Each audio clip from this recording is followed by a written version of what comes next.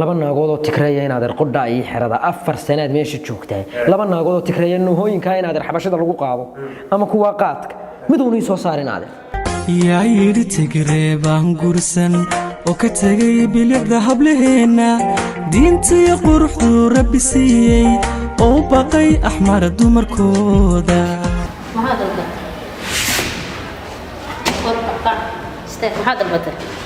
waxaan dalbaday taayiraan dalbaday gooma ah noola hadlin aan sida qof ladan noola hadal sidii nig naagtiisa soo ordo albaabka laga soo xidhay manaagta soo ordi albaabka laga soo xidhay wadiga